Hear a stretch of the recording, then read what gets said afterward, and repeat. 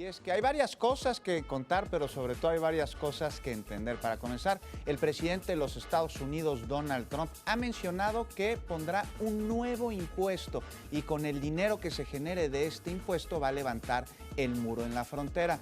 Nos preguntamos, ¿este impuesto a qué se lo va a aplicar? Pero sobre todo, ¿va a pasar esta propuesta? Para hablar del tema nos acompaña pues nuestro especialista en relaciones internacionales, José Luis Cruz Guizar. Él es presidente de la Asociación de Exalumnos Egresados de la carrera de Relaciones Internacionales. Hola José Luis, buenos días. De la Ibero. Así es, pues esa es otra propuesta nueva que tenemos de Donald Trump. Bueno, es una propuesta de la que venía hablando desde la campaña, pero ahora existe sobre la mesa una opción o una propuesta de poner un 20% de impuestos a las importaciones, no solo de México, sino también de Canadá. Es un impuesto fronterizo. Sin embargo, este impuesto pues no estaría afectando directamente a los exportadores mexicanos, sino más bien a los consumidores de Estados Unidos. ¿Quién va a terminar pagando este 10%? Pues el consumidor estadounidense, este 20% el consumidor estadounidense. Así es, ¿no? A ver, el aguacate mexicano que tanto se consume en Estados Unidos. Claro, el guacamole para todos estos eventos. ¿Van a dejar allá de comprar nuestro aguacate y dejar de comer guacamole o van a pagar el impuesto? Pues esto seguramente sea más caro para los consumidores en Estados Unidos, pero no solo los aguacates y el jitomate, sino también los automóviles. Además de que el 50% del comercio entre México y Estados Unidos es entre empresas de Estados Unidos. Por ejemplo, Ford México con Ford de Estados Unidos. Y, por ejemplo, en el caso de los automóviles, el 60% de los insumos, el 40% de los insumos que utiliza un automóvil en Estados Unidos son hechos en México. Claro. Además de, pues bueno, esto generaría también impuestos dentro de las mismas partes para un mismo automóvil, lo cual incrementaría el costo enormemente.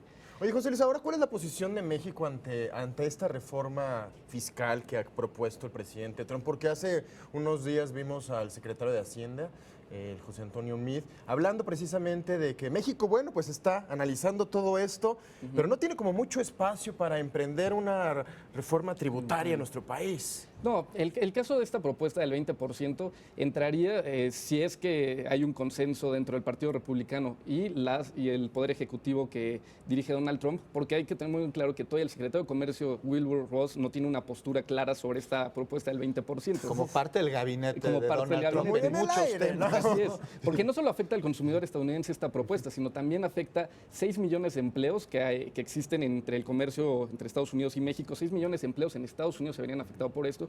Y también afecta muchos distritos electorales en los cuales los representantes que han sido electos por esta ciudadanía no estarían dispuestos a votar una medida de este calado, de esta magnitud, porque afectaría los empleos que se generan directamente en las zonas que ellos representan.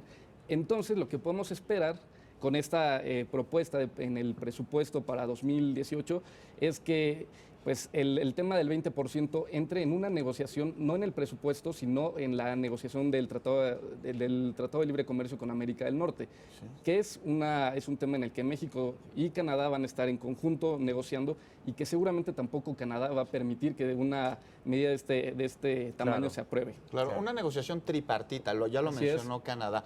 Pero, oye, iba a ser en junio la renegociación del Tratado de Libre Comercio para América del Norte. Se ha pospuesto. José Luis, y ahora dicen que va a ser en diciembre o en enero, ya hay fecha. ¿Nos conviene que se posponga? Pues nos conviene que se posponga porque se mantienen las cosas como están, sin embargo existe la incertidumbre de qué va a suceder.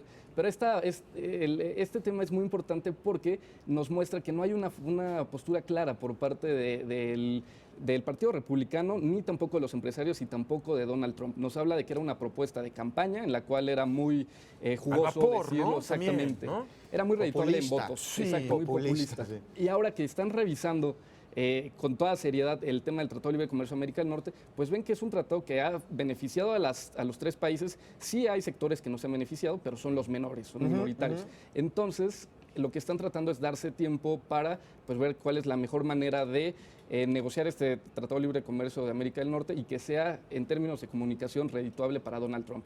Porque hay que tener muy en claro, Donald Trump está buscando también la reelección y el próximo año hay elecciones intermedias en Estados Unidos y se juegan varios escaños en el Senado que son muy importantes para los demócratas y que los republicanos podrían obtenerlos. Claro, entonces es también un tema político, de comunicación y de campaña. No, y escasos 60, 70 días que lleva en el poder Donald Trump, ya se nos hizo como si fueran 8 años. Claro, como y la los que él popularidad, quiere, como ha perdido popularidad como si fueran 3,5. Así es. Claro, Está en el punto más bajo de algún presidente en este mismo periodo. O sea, tiene una aprobación entre el 39 y 42%. O sea, es muy, muy, muy baja. Sí. José Luis, pues muchas gracias por ponernos al día Gracias en a este ustedes, tema sí. que pues siempre pues nos compete también a los mexicanos. Así es. Gracias. Gracias.